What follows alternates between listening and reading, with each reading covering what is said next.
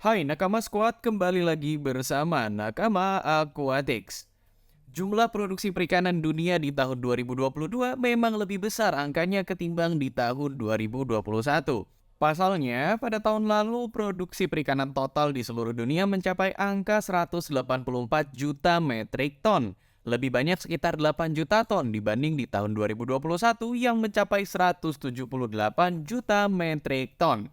Jika dilihat dari kacamata awam, produksi yang banyak adalah sebuah tanda yang baik, padahal kenyataannya nggak sebaik itu. Karena jumlah yang meningkat, artinya ikan yang ditangkap juga semakin banyak, walaupun mayoritas dari ratusan juta ton ini merupakan ikan hasil budidaya. Industri ikan tangkap sebenarnya lagi nggak baik-baik aja. Banyak tekanan yang terjadi mulai dari intervensi alam seperti masalah cuaca sampai dengan jumlah ikan yang udah nggak sebanyak dulu. Sampai ulah pemancing-pemancing nakal yang suka mengambil ikan dengan cara yang ilegal. Tekanan ini cukup membuat pusing banyak negara yang mempunyai industri perikanan yang bergantung besar kepada ikan-ikan tangkap. Kalau misal terus dibiarkan, nasib nelayan dan orang-orang yang bekerja di industri ini bisa terancam. Dampaknya juga akan dirasakan masyarakat biasa yang mungkin bakal kesusahan buat mendapatkan ikan segar. Lantas, apa yang terjadi di lapangan? Mari kita telusuri dengan menonton video ini sampai habis ya. Ancaman dunia perikanan di Afrika. Sejumlah kapal penangkap ikan tradisional berlabuh di kota pinggir pantai, Winneba di Ghana. Sesampainya di pinggir pelabuhan, para nelayan harus mendaratkan ikannya kepada pedagang ikan yang siap menjajakannya di pasar sesaat berikutnya. Dalam beberapa tahun terakhir, para nelayan mengaku jumlah tangkapan mereka semakin sedikit. Menurut aktivis bernama Kofi Akboga, Direktur Henpoano, sebuah organisasi non-pemerintah Ghana yang berfokus pada perikanan dan tata kelola ekosistem pesisir, jumlah ikan tangkapan nelayan yang semakin sedikit disebabkan oleh beberapa faktor. Di luar masalah perubahan iklim, para nelayan di sini mengaku lebih sering menangkap plastik daripada ikan, ungkap Kofi.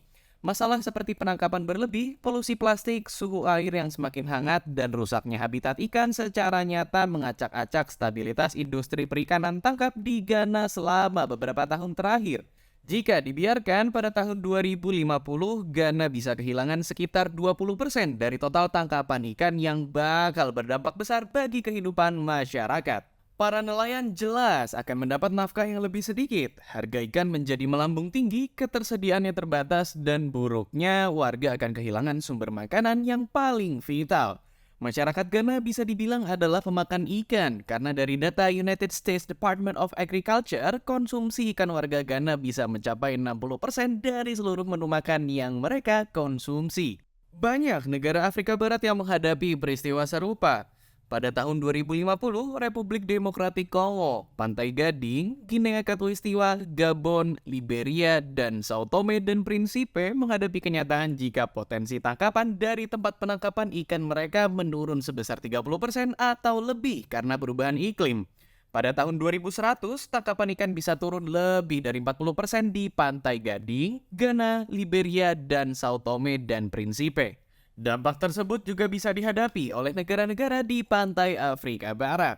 Secara global, perubahan iklim menyebabkan beberapa perubahan serius di lautan. Bahkan ketika penangkapan ikan yang berlebihan menyia-nyiakan 80 miliar dolar per tahun untuk keuntungan ekonomi dunia.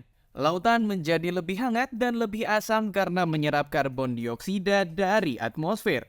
Pola arus laut berubah dan mempengaruhi nutrisi yang dibutuhkan tanaman air untuk memelihara ikan-ikan muda agar bisa bertahan hidup hingga dewasa. Perubahan suhu air juga menyebabkan ikan berpindah ke perairan yang lebih dingin. Akibatnya, beberapa negara di garis lintang yang lebih tinggi dapat melihat dampak yang lebih kecil pada perikanan mereka, sementara yang lain mengalami penurunan yang dramatis. Karena Indonesia juga merupakan negara yang letaknya di garis lintang, maka negara kita juga bisa mendapatkan dampak serupa. Pasalnya, dengan suhu air semakin hangat yang memaksa ikan untuk bermigrasi ke wilayah yang lebih dingin, perairan Indonesia bisa aja kehilangan potensi perikanannya. Belum lagi masalah penangkapan ilegal yang sering terjadi di perairan tanah air. Masalah serupa juga dirasakan oleh beberapa negara di wilayah Karibia. Penangkapan ikan ilegal tidak dilaporkan dan tidak diatur juga mengurangi stok ikan di Samudra Atlantik di Karibia. Pada tahun 2017, International Union for Conservation of Nature memperingatkan bahwa penangkapan ikan berlebihan dan degradasi terumbu karang di seluruh kepulauan Karibia dan Pasifik mendorong banyak ikan, termasuk sumber makanan seperti tuna dan kerapu menuju kepunahan. Lantas, beberapa negara di wilayah tersebut mempunyai opsinya sendiri. Koalisi negara-negara di Karibia hadapi masalah perikanan. Sebagai tanggapan dan respon terhadap masalah ini, 3 negara Karibia yang tergabung dalam Organization of Eastern Caribbean States berkomitmen untuk memerangi penangkapan ikan ilegal sambil memperkuat pariwisata, pengelolaan limbah, dan penanggulangan terhadap perubahan iklim.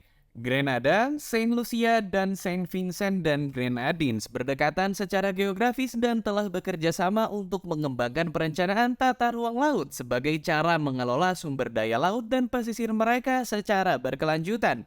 Ketiganya menghadapi tantangan pemulihan ekonomi akibat pandemi COVID-19 dan ancaman musim badai angin topan yang kerap melanda daerah-daerah di sana. Pada saat yang sama, eksploitasi sumber daya laut yang berlebihan mengancam ekonomi mereka yang sangat bergantung pada perikanan dan pariwisata dan juga cara warga di sana hidup. Sebuah proyek baru, Unleashing the Blue Economy of the Caribbean, akan memperkuat kerjasama antar pemerintah di Karibia selama 15 tahun ke depan untuk melindungi integritas habitat alami, pesisir, dan laut mereka. Program ini didanai dengan $56 juta dalam bentuk kredit dan hibah dari International Development Association atau IDA dan $4 juta dari dana perwalian ProBlue. Program Blue Economy yang mereka galakan mengacu pada pemanfaatan sumber daya alam pesisir dan laut secara berkelanjutan untuk pertumbuhan ekonomi dan peningkatan mata pencaharian dan pekerjaan sambil menjaga integritas dan kesehatan ekosistem pesisir dan laut. Melihat bagaimana bentuk negara dan keadaan alam di sana, koalisi antar negara seperti memang diperlukan. Sebab para negara-negara ini bakalan bisa melindungi wilayah lautnya dengan lebih maksimal karena mereka bakalan saling bantu. Dengan cara ini, mereka diyakini bisa melawan para perompak ikan yang sering berkeliaran buat mengambil ikan-ikan dari laut mereka secara ilegal.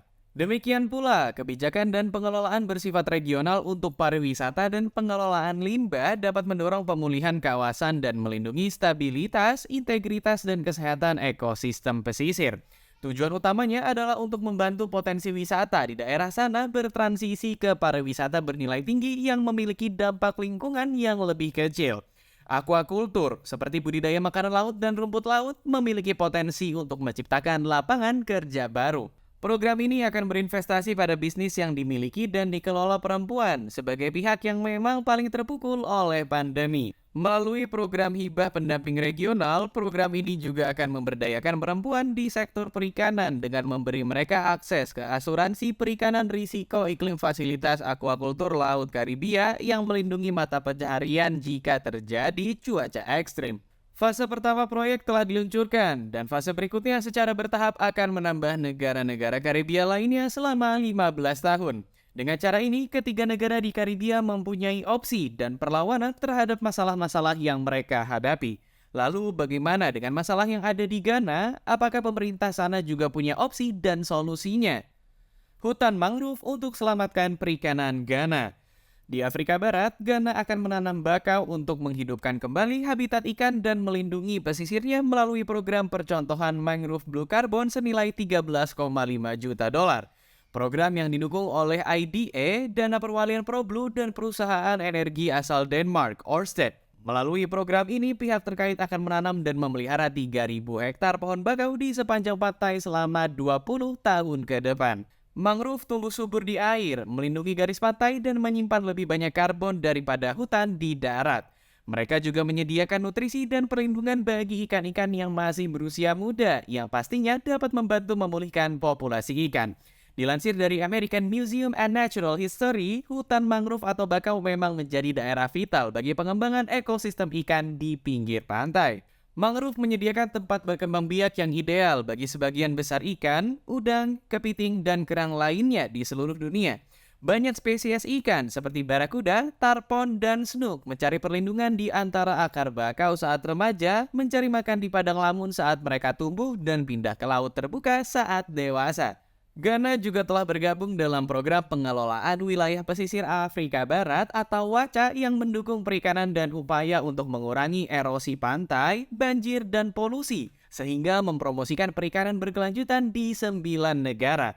Ghana sedang melakukan upaya lain seperti keputusannya untuk menutup perairannya dari penangkapan ikan selama satu periode setiap tahun dari kegiatan penangkapan ikan apapun agar populasi ikan kembali membaik seperti semula pasca musim panen.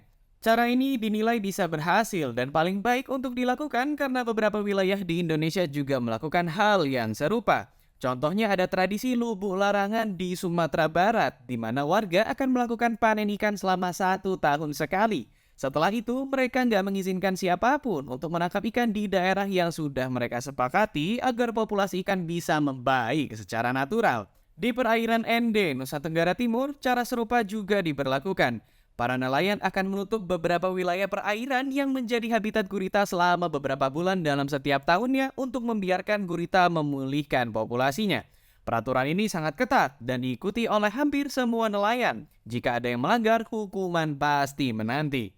Balik lagi ke Ghana. Sejauh ini, WACA telah memanfaatkan 650 juta dolar untuk mewujudkan ketahanan pesisir di Afrika Barat dengan ambisi untuk melakukan lebih banyak hal yang sama di seluruh benua Afrika.